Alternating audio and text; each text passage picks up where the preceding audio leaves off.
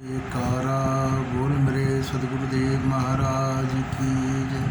सांचे दरबार की जय।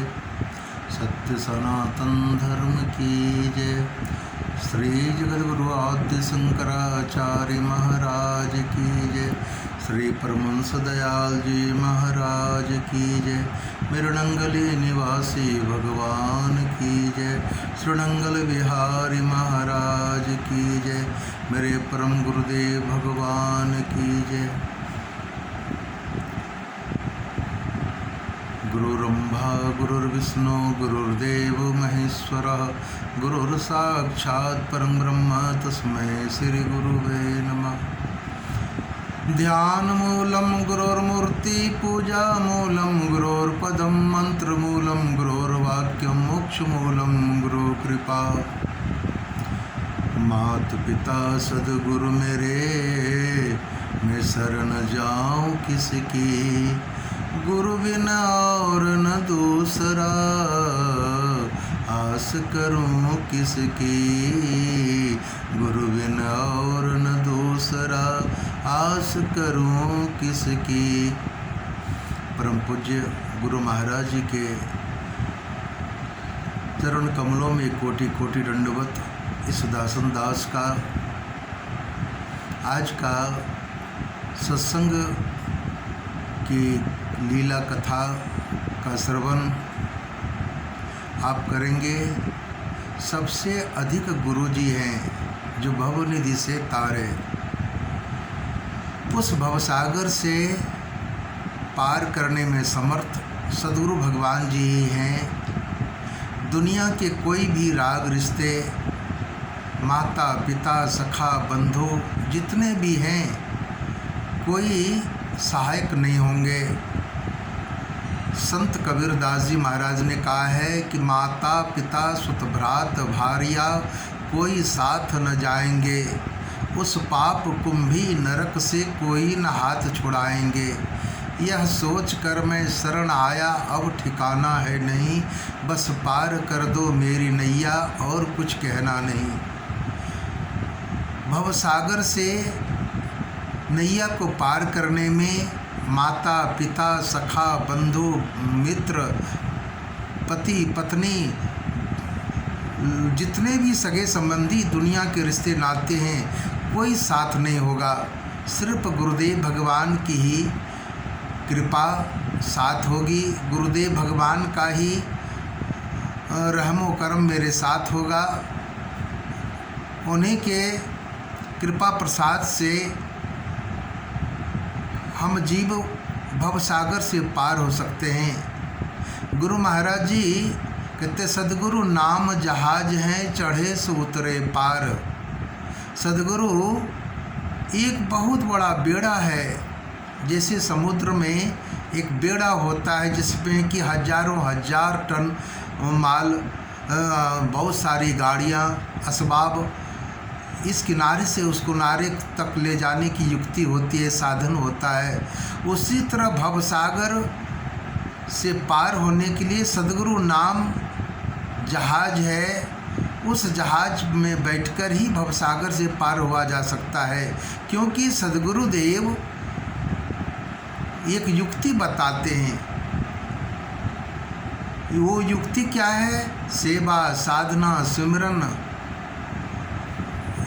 नाम जप, ये सब साधन बताकर हमें ऐसा महान बना देते हैं कि अपनी युक्ति से हम अपने उस सद्गुरु भगवान की युक्ति को अपनाकर अपने जीवन को कृतार्थ कर लेते हैं, मानवीय संस्कार को प्राप्त कर लेते हैं। सत्संग भजन के माध्यम से हम उस मानवता को हासिल कर लेते हैं, जिस को हासिल करने के लिए जन्म जन्मांतर तक कहते हैं जन्म जन्म मुनि जतन कराही। जन्म जन्मांतर तक ऋषि महर्षि जिसके लिए जतन करते हैं, वह युक्ति महापुरुष हमें सेवा साधना सिमरन से बताते हैं। और अगर उसको हम अंगीकार कर लिया, अपने जीवन में उतार लिया, तो फिर गुरु महाराज तो कहते हैं तुम स्वयं ही उस लायक बन जाओगे और मेरा आशीर्वाद तेरे साथ होगा। और तुम सनय सनय इस भवसागर से पार हो जाओगे। लेकिन हम तो दुनिया में आकर ऐसे फंसते हैं कि बस भगवान को भूल बैठते हैं। इस मुसाफिर खाना में आकर ये दुनिया के माया के तमाम झंझावातों में इसी को सत्य मान लेते हैं। जिस तरह माँ पार्वती ने शंकर भगवान जी से कहा कि सुनहु माँ यह लोग अभागी, हरि तज होय विषय अनुरागी, कि हे पार्वती, भगवान शंकर जी कहते हैं पार्वती, ये अभागे लोग भगवान को छोड़कर, भगवान के भजन को छोड़कर, नाम सिमरन साधना सेवा को छोड़कर विश्व में ऐसे उन्मत्त हुए हैं कि बस उनको फुर्सत नहीं, कहते मेरे को मरने का फुर्सत नहीं है। अरे जब काल देवता आएगा तब तो जाना ही पड़ेगा ना। आएगा नोटिस, जमानत न होगी, पल्ले तेरे कुछ अमानत न होगी, हैं, छोड़ करके सब कुछ तुम्हें जाना पड़ेगा। अरे मन मुसाफिर, निकलना पड़ेगा। महापुरुषों ने हमें चेताया, सावधान किया, लेकिन हम मानते कहाँ हैं। बस कहते हैं ऐसे साधु लोग बकबक करते हैं, ऐसे ही शास्त्रों में लिख दिया है। अभी क्या मेरा उम्र है भजन करने का, अभी बुढ़ापे में करेंगे। अरे बुढ़ापे में शरीर की देह की सेवा होगी, देव की सेवा नहीं होगी। देव की सेवा तो युवावस्था में हो सकता है, बाल्यावस्था में हो सकता है, वृद्धावस्था में नहीं। उस समय तो देह में कष्ट होगा, दर्द से कराओगे, कान से सुनाई नहीं पड़ेगा, आँख से दिखाई नहीं पड़ेगा, तो भजन क्या करोगे, बहुत कठिनाई होती है। लेकिन हम 84 लाख योनियों में सम्राट योनि पाकर, जिसे परम पूज्य परम महाराज जी श्रीमुख से कहते थे कि तुम्हें 84 लाख योनियों का सम्राट योनि मिला है। कहते अब की पासा गर चुके फिर 84 जाए। अगर अब की बार फेल हो गए, अगर अपनी मानवता को खो दिया, अगर सुसंस्कार को पाया ही नहीं, सत्संग और संत समागम किया ही नहीं, सद्गुरु की शरणागति में रहा ही नहीं, तो फिर 84 योनि में जाना पड़ेगा। और महाराज यक्ष से युधिष्ठिर महाराज कहते हैं, महाराज सबसे बड़ा कष्ट क्या है। तो युधिष्ठिर महाराज को यक्ष महाराज कहते हैं कि देखो धर्मराज, सबसे बड़ा कष्ट है बार बार जन्म लेना, बार बार मरना। जन्मत मरत दुसह दुख होई, बार बार जन्म लेना, बार बार मरना। कहते हैं हजारों बिच्छू का डंक उस जीव को मरने के समय होता है, और हजारों बिच्छू के डंक का दर्द उस जीव को जन्म लेने के समय होता है।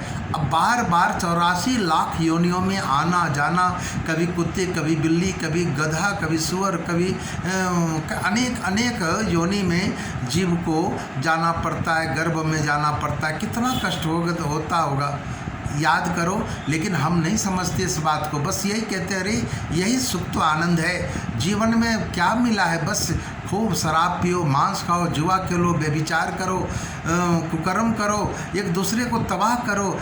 ये मानवता नहीं है, ये तो दानवी संस्कार है। हम दानवी संस्कार को ही एक्सेप्ट करते हैं, उसी को मन मानस में पिरो लेते हैं, कहते हैं इसी से सुख। अरे सुख उससे नहीं मिलेगा, सुख तो भगवान के भजन से, भगवान की प्राप्ति से, भगवान के बताए हुए मार्ग से मिलेगा। वरना दुनिया में सुख है कहाँ है। जो सुख चाहो राम भजन में, सो सुख नाही अमीरी में। कबीर साहब ने कहा राम भजन में जो आनंद है वो कभी भी अमीरी में, दुनिया के जायदाद में कभी आनंद नहीं है।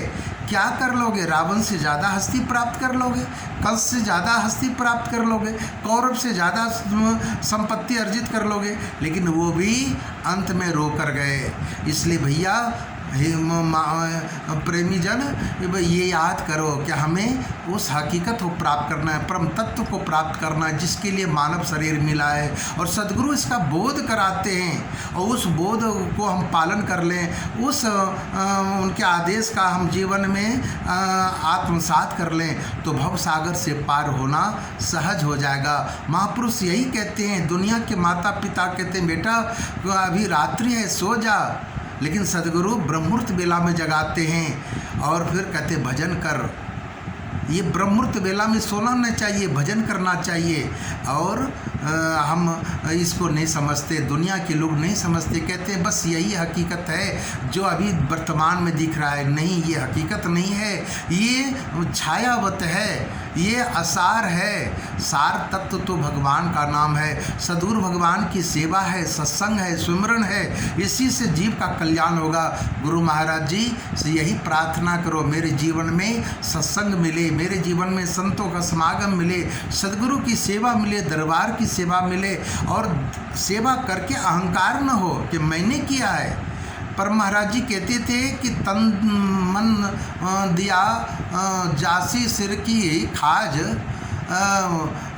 अगर तू ये कहा कि मैंने दिया, बहुत पड़ेगी मार। लोग तो दान देते हैं, मैंने ये दिया, नाम लिखवाते हैं नेम प्लेट में। अरे तू दिया क्या? फिर अहंकार तो अपने ऊपर ले लिया। देने का अर्थ है कि एक हाथ को दे, दूसरे हाथ से पता न चले। ये दान का कर्तव्य है। आजकल तो लिखाते डोनेट बाय फलाने फलाने नेम डालते हैं। ये दान की युक्ति नहीं है। दान दिया और ये कहा कि मैंने दिया, मेरा है क्या जो दिया? अरे गुरु महाराज जी ने उस लायक बनाया इसलिए दिया, ये कहो तभी बात बनेगी और फिर मानवीय संस्कार को हम प्राप्त करेंगे। इसी के लिए इस धराधाम पर आए हैं 84 लाख योनि के सम्राट योनि पाकर। अगर अब की बार चुक गए तो फिर रोना ही रोना पड़ेगा। सद्गुरु भगवान जी इसका बोध कराते हैं, रे मन, रे मानव, इस तू चेत कर कि तू किस लिए आया है, तेरा है क्या, तू क्या लेकर जाएगा। बस इसका हमें बोध कराते महापुरुष, और फिर उस मानव जोनि को सफल बनाते हैं। गुरु महाराज जी से यही प्रार्थना करना चाहिए, हे दाता दयाल, मेरा जीवन आपके लिए हो, मेरा विचार, मेरा संस्कार, मेरा मन आपके चरणों में लगे और आपके वचनों का पालन जीवन में हो, ताकि हर समय आपका याद आए, हर समय में आपका रूप दिखाई पड़े।